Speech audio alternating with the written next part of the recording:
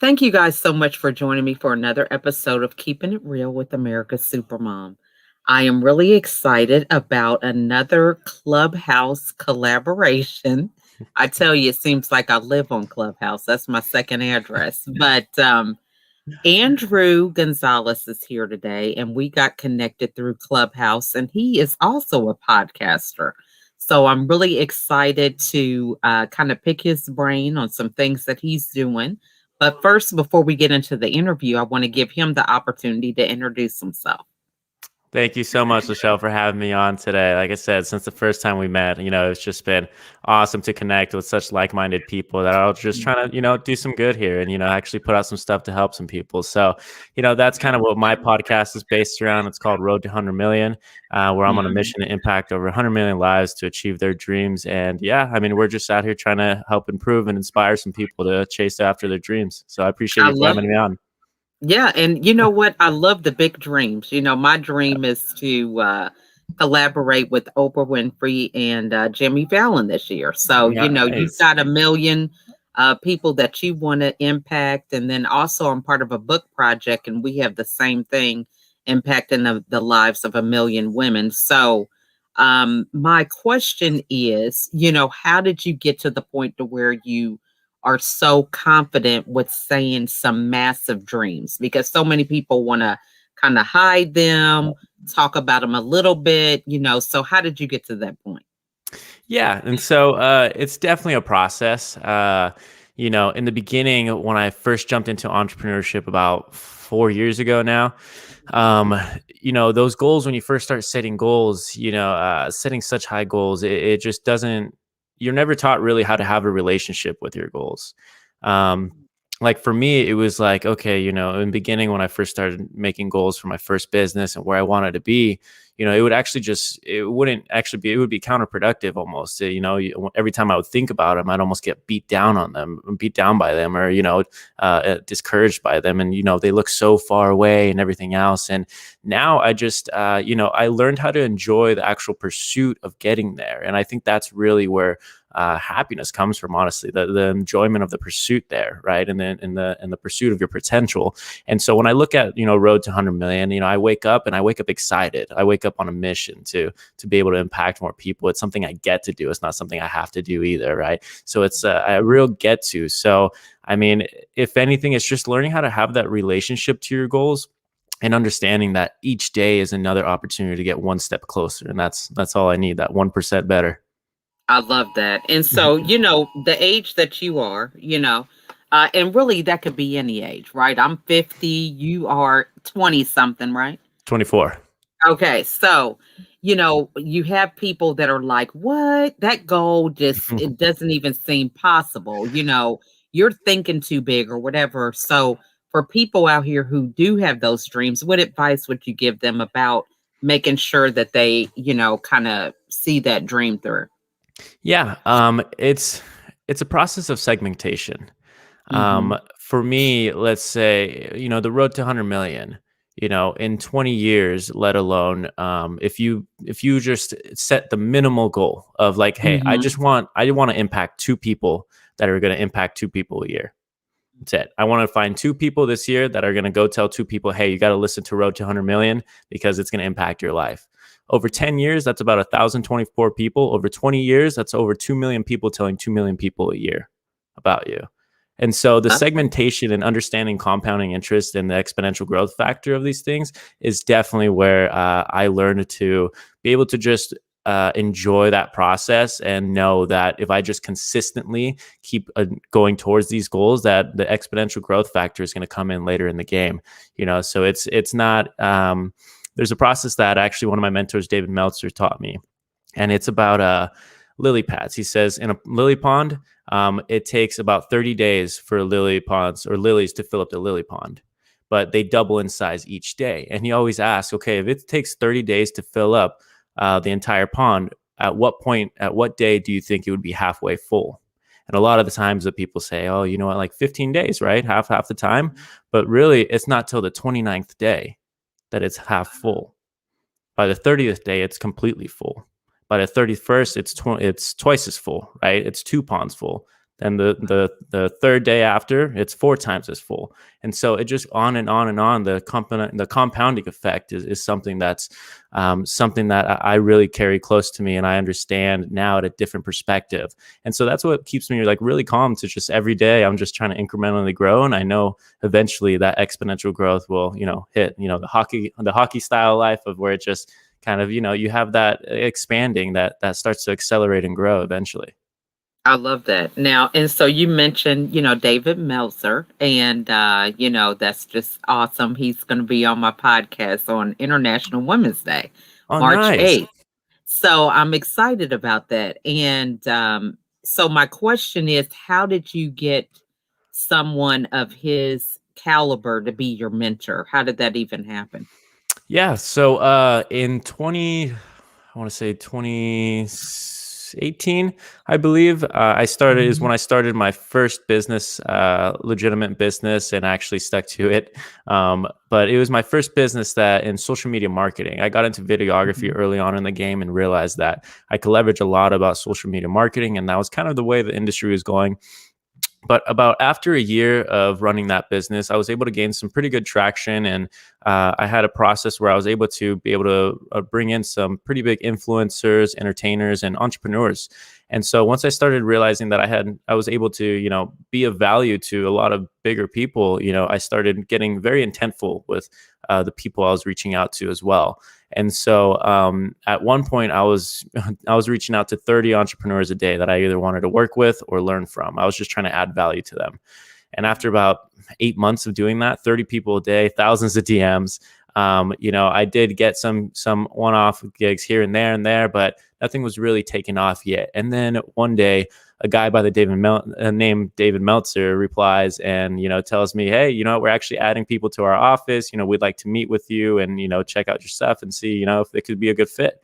And immediately I see the name and I'm like, okay, I'll reply. And I go in and I have a few meetings with them. And instantly at the first sign of like when I walked in there, I just knew it was the place I had to be. I think I was there for like a 20-minute interview Wow. with the head of media. And Mhm. within those 20 minutes, I think David came in and out of like 3 meetings. And I was like, okay, this guy is awesome. I was like, this is where I have to be. I mean, for me, I just looked at it as entrepreneurship 101. And so Mm. once I got that opportunity and that foot in the door over those thousands of DMs that I probably sent, I Mhm. realized that okay, this is not a job. This is a mentorship, and so that's exactly how I treated it. When I went in there, I treated exactly like I became a sponge. Like after editing all his content because I did all of his personal branding, all the social media stuff for him, and Mhm. so I mean 10 hours a day of like editing his content, let alone filming live interviews. Usually we had about 3 podcasts a day, so I'd be meeting people constantly. I was constantly around Dave with meetups, keynotes, everything else. Anytime he was traveling, so during that time that I worked for him, we actually got fairly close to the point where we were having about daily phone calls where we'd speak and he was mentoring me and I was super curious all the time. I started reading like crazy. I started implementing everything that he taught. And so he always kind of knew that I was very intrigued by the actual entrepreneurship side of things. And Mhm. so that's how I got my foot in the door, and that's how I got really close with him. But then I eventually got so inspired by everything that I learned from him that I wanted to just go and share it with other people. So I started mentoring people while I was actually still working for Dave. And it wasn't anything about coaching or anything. I just wanted to find people that were willing to even listen to me. So Right. the people that started listening, I taught them Dave's exact framework that he taught me. And Mhm. after seeing, the changes in their lives and the impacts on their lives within 30, 60, 90 days of working with them, I was so inspired that I was just like, okay, I think I want to do more. I think I want to be the one in front of the camera, impacting people, changing people's lives. It was just a spark of fulfillment that I had never felt before. And I love so, yeah. And so after that, I leaped back into entrepreneurship. Now I'm actually alongside David Meltzer as well as Ed Milet under a new it. agency called the Miliari Group, where I get to bring people in and mentor them and really bring them up into building their own businesses. Love that. And so, I want to go back because you said that you actually DM'd a lot of these people. So, Yeah. that's something that I want to bring up. So many entrepreneurs are like, let me answer this ad or let me answer this post. But you took a step and followed your own passion and created a roadmap for yourself. So, what type of people were you hanging around and, your mindset and everything to be able to do that? Because, you were not 24. I mean, so Yep. even younger, and then the Yeah. whole thing of like, oh, are they going to say I'm too young? So walk us through that because I mean, it's quite a courageous thing that you did.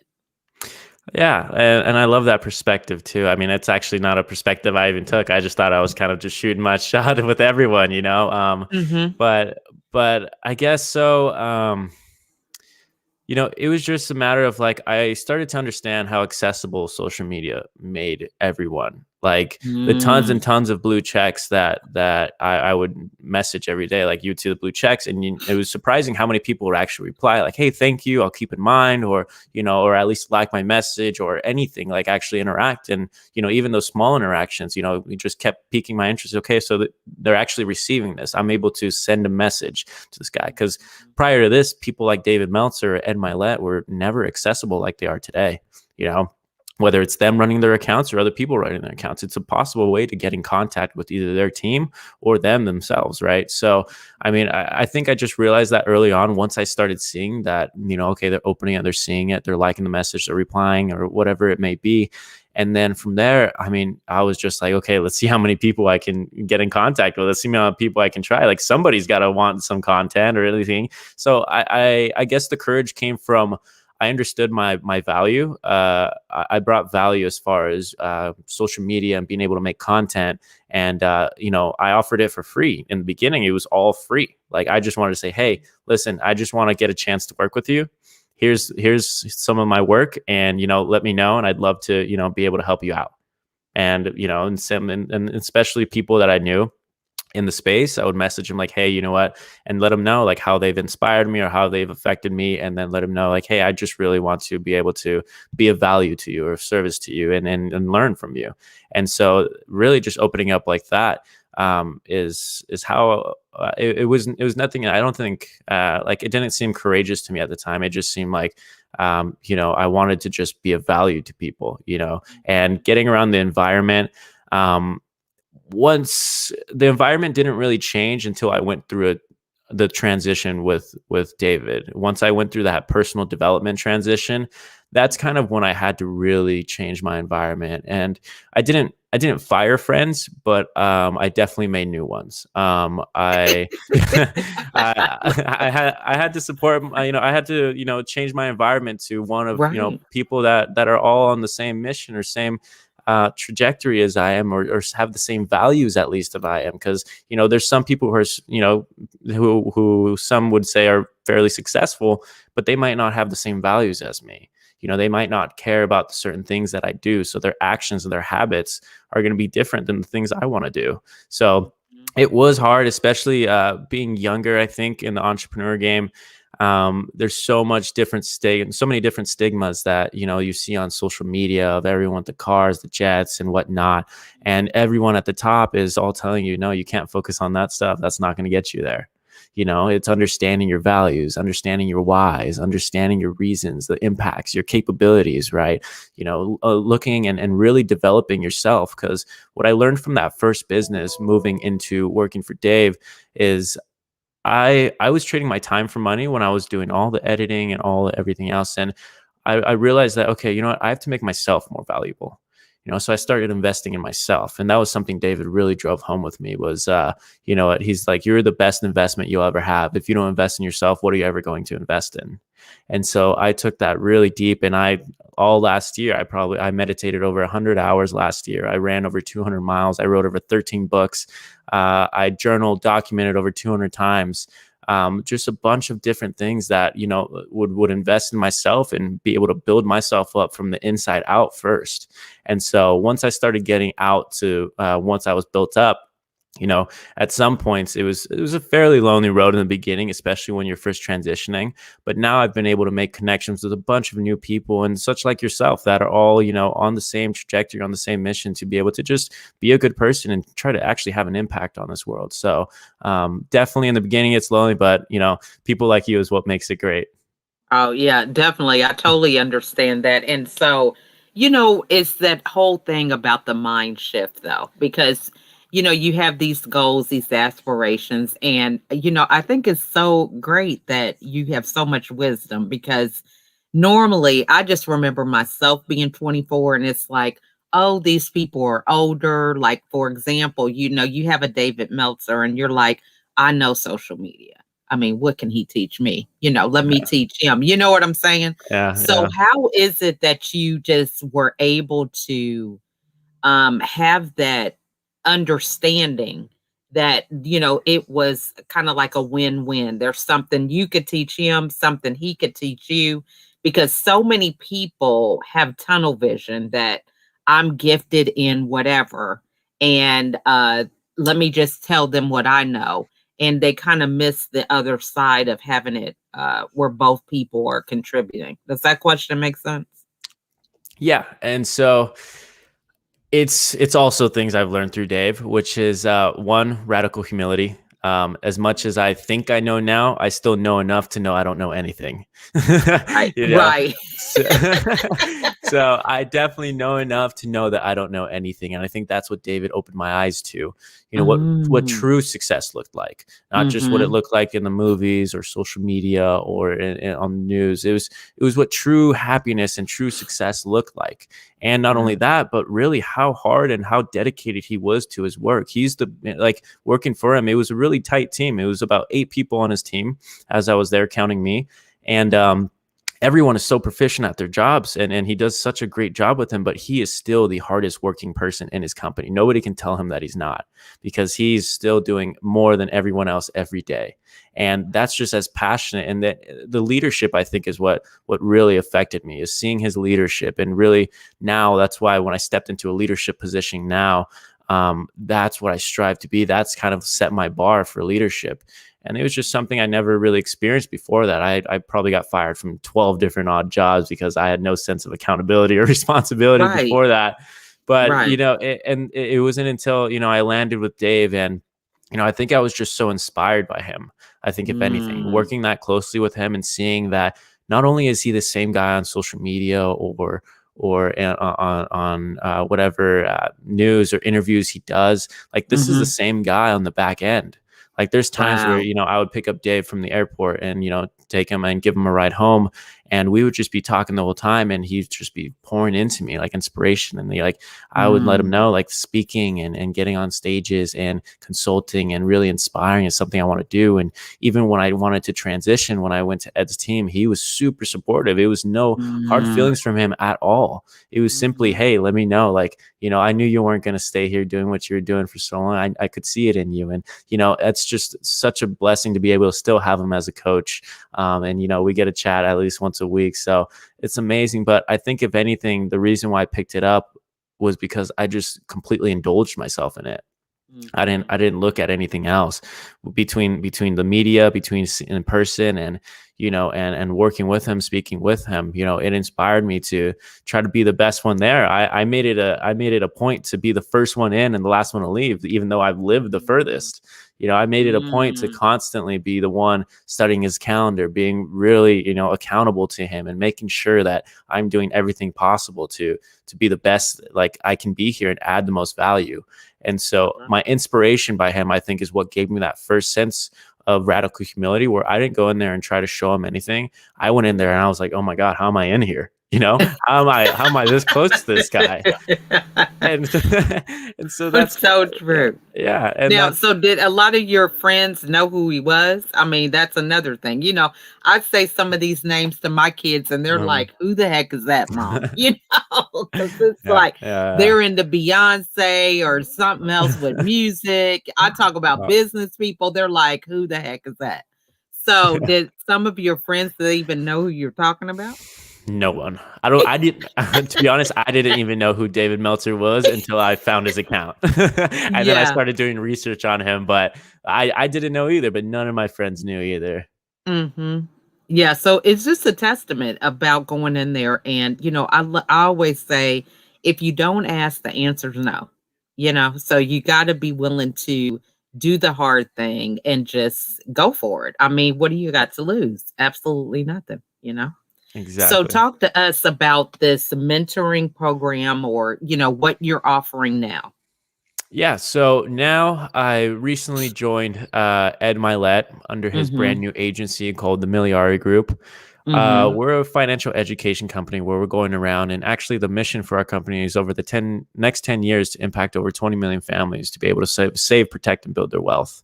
And so it's the same thing. It's a very charitable act of where we're going, and we're really trying to attack the number one economic crisis in the world, which is financial illiteracy. And so that's the side of what we do for a lot of people. But as far as the mentoring side, I got to bring people in and show them exactly how to build their business.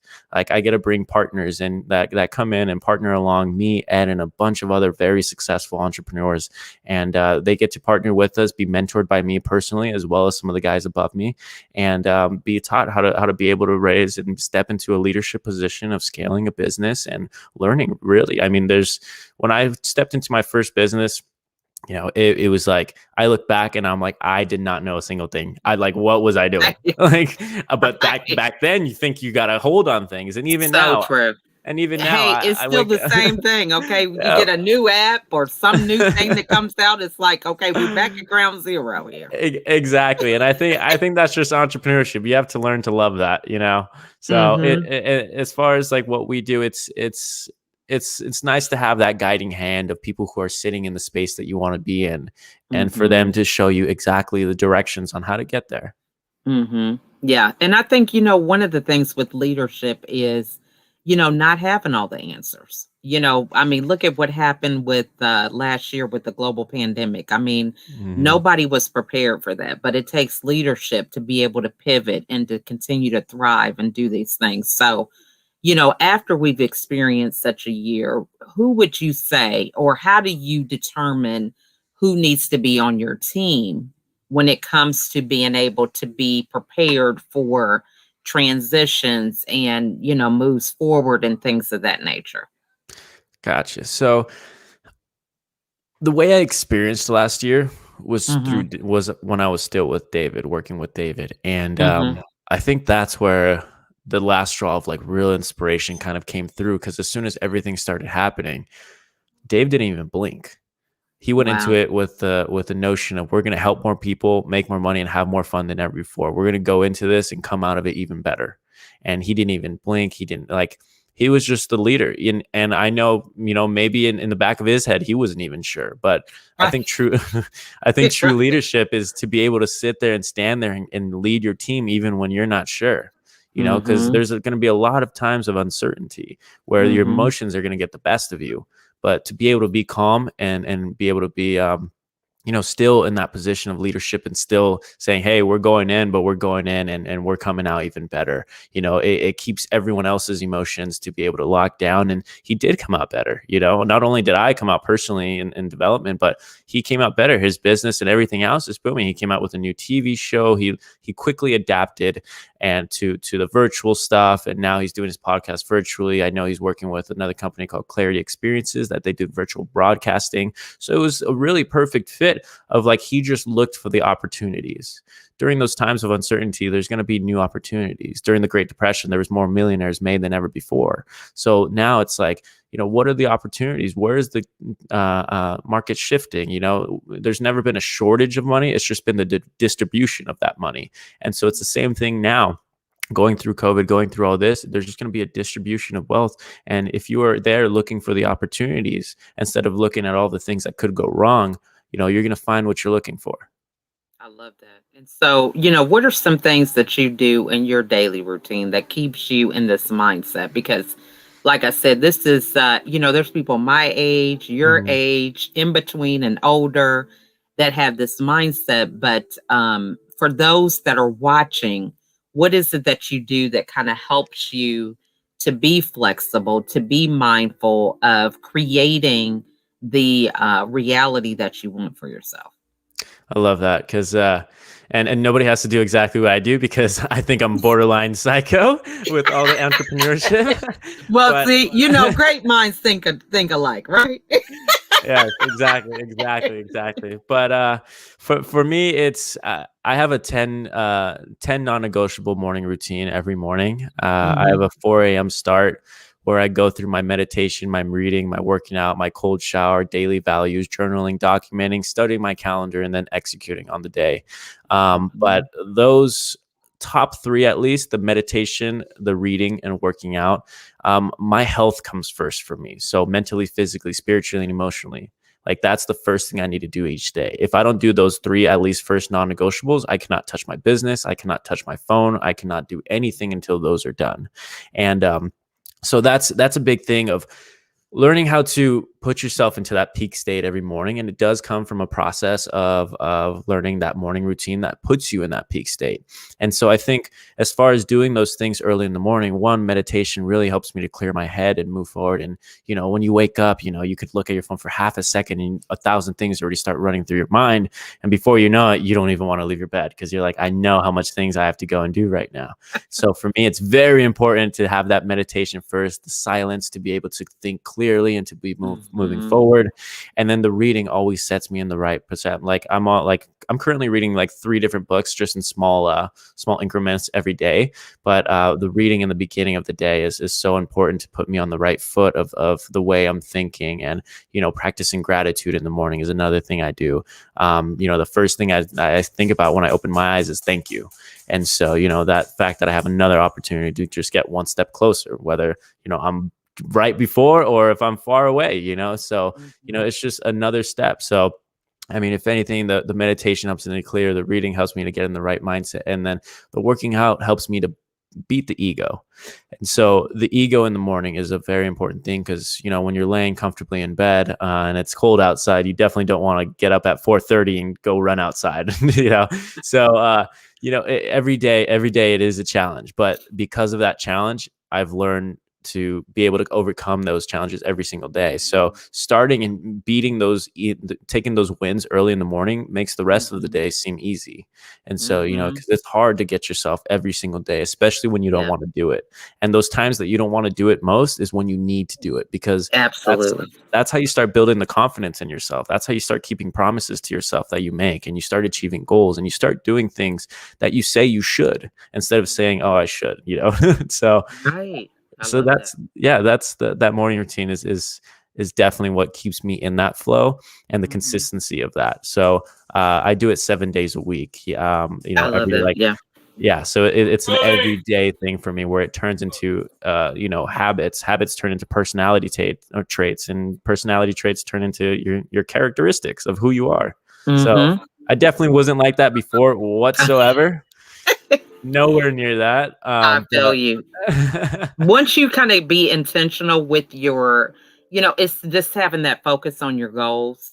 You realize that because I used to think 4 o'clock in the morning, what? But it's like, you try to find time to where you can be not distracted, and sometimes that answer is just getting up earlier. Yep. So it's like you gotta go to bed earlier so you can Mhm, get up earlier. mhm, I there wasn't anything really that I felt I had to get up early for. It was just like an interruption, but now it's like, I have stuff to do. I gotta get up. I can't get mhm. it all in. So I love that you mentioned that. So what are some of these books you're reading? Oh, tons. I mean, the first book I actually ever read, even through high school, like I kind of just always did the skimming, like read what I Mhm. needed to. But the Mhm. first book I ever read page to page completely and fell in love with was Connecting to Goodness. And that was David's book. Mm. Oh, And I didn't so even read that. Heard that. Okay. yeah, he gives it out for free. So definitely anyone who wants Connected to Goodness, reach out to him, David at dmeltzer.com. I just happen to have Okay. that memorized from the time working with him. Right. But yeah, or David Meltzer on Instagram, just message them, and he gives every book and actually pays for shipping and gives his book out for free. And Oh. so that was one of the first books I read, and that's what really changed my perspective. And then, of course, Think and Grow Rich. I'm actually rereading Think and Grow Rich for the second time now, Mhm. just because I want to go back and read the lessons again. But another one I'm reading is What to Say When You Talk to Yourself by Shad Mm. Helmstetter, That's and he good. yeah, he's a I haven't very read the book, but I like the title. oh my goodness, he's an amazing author and he's a doctor as well. So he really brings things down to a very pragmatic and understanding what your thoughts, what your personality traits, your habits. I really Mhm. started looking into metacognition and understanding the process of our thoughts and our thought Mhm. processes. And so that's what I was really intrigued about of understanding and how that made us to how we get programmed as kids, like from everything that we've just learned through our experiences or our memory that makes us foreshadow what the future is going to look like, versus really just paying attention to the present and seeing how we can move forward. And so, I mean, those are just a couple of the books that have really opened my eyes to what the things we're not aware of. I mean, David also opened my eyes up to sleep. Like, he's like, it's the most common habit we all share in the entire world, yet no one spends any time paying attention to it. He's the one that taught me to actually spend time studying my sleep. And when I first heard that, I was like, what do you mean studying my sleep? I'm asleep. And so, it's like, I don't understand what you mean. But he started, okay, you need to wind down periods. You need to be consistent with the times you Mhm. go to sleep and when you wake up, the processes of how you go to sleep. Now I'm very religious on my wind down period of like 8 o'clock comes around, I'm cut off. No more business, no more anything that's going to make me Mhm. arise or any ego or anything. Now is my wind down, and I either go for a walk and listen to audios or podcasts or anything, or I'll sit and watch an interview of people. It's usually my research time or study time. I like to Mhm. research and study different people all day. And so I think just that learning process of it, any book, any, like, the way I look at books now is what do I want to improve on, what I want to get better at. And Atomic Habits was another big one, by Mhm. James Clear, understanding Mhm. your habits and how to build habits and how to break bad ones. Mhm. Just whatever, really, as far as reading, whatever you want to learn about is what Mhm. you should be picking up a book on. And Mhm. that's all I read is the personal development, self-help, anything, just learning. I just started getting very knowledge hungry, and so that's why I read about 13 books last year, and now I'm trying to read 3 books at a time every day now. And so Mhm. I'm just absolutely hungry for knowledge now. And the more I can learn about myself, the more I can empower myself to be better. So true. And, another thing is, when you listen to podcasts, to increase the speed. I heard that one Yeah. time. Yep. It helps you to process it faster. It's good exercise for your brain. Mhm. It's so funny because, there's times, usually I have my headphones on. There's times when I don't. And my kids are like, how do you understand what they're saying? Yeah. Because I'm Yeah. used to it now. It sounds like it's normal. But yeah, Mhm. so that's another thing. So this has just been wonderful. I hope people are taking notes, okay? Because I think that it's so refreshing to realize that you're not the only crazy one, right? Right. Exactly. Exactly. I love Yeah, that. because I mean, there just are things that you do and think. I mean, the whole thing about being hungry for knowledge. I mean, I get that. It's like I can't get enough of. It's one of those things you really have to turn yourself off. Yeah. At a certain time. So I get that wind down thing. It's like my phone is totally not even in the same room. Mhm. Lights are out. I don't want to hear a TV or anything because I'm so busy during the day acquiring so much information. So you got to have time to decompose. So yeah, I love that. Exactly. Or decompress. What am I Yep. saying? But so what is the best way for the audience to get a hold of you? Yeah, so Instagram, just at Andrew Zalez, Andrew Zalez, no space or Mhm. anything. That's on Mhm. Instagram. But if you want to email me, feel free to reach out. I always answer to everything, and whether it's DM, Instagram, or email, Andrew at andrewzalez.com, same spelling as the Instagram handle. But yeah, I mean, anyone who's looking for any kind of guidance, any kind of, if I can like offer any of my skills, my knowledge, or my resources to anyone, just please feel free to reach out. Awesome. And then when can they listen to your podcast? Yeah, so I actually just dropped episode 11 yesterday. So anytime you can look up on Apple Music or Spotify, Road to 100 Million, and it'll be on there. You'll see the purple logo, and then that's me. Awesome. And so what final words do you want to share with everybody today? Final words. I think I'll steal this from Dave because this is, what I've learned to find happiness in, and it's, my definition as far as happiness is the enjoyment of the consistent, persistent pursuit of my potential, And if you can learn how to enjoy the process and of getting better each day, and getting closer, one step closer to your dreams, it's a lot more rewarding than even the destination will be. So understand that the process of getting better is where the happiness lies. Love that. Very good. Well, thank you so much for joining us today, Andrew. And I encourage you that are watching to reach out to him. He is very personable. I mean, been together on a Zoom call before, and he is just a man of his word. I think our first meeting got moved because he had to speak with David Meltzer. So, I'm like, I totally understand that. So, reach out to him, stop settling for less than what you feel your potential is. Get with people that can help you move forward. He even is talking about mentoring. So, this is a great opportunity for us all to learn from one another and to grow to be better versions of ourselves. So, thank you so much again, Andrew, for coming on. Absolutely. Thank you so much for having me on. I'm so grateful to be able to be here and see, how we can actually try to inspire the world. Awesome. Well, you guys continue to be inspired. If you have any questions, feel free to put them in the comments. We'll make sure that Andrew gets them. But in the meantime, keep being you, keep that personal development going, and remember that we all have a light that we can shine. So, thank you guys so much for watching, and we'll see you on the next episode. Bye for now.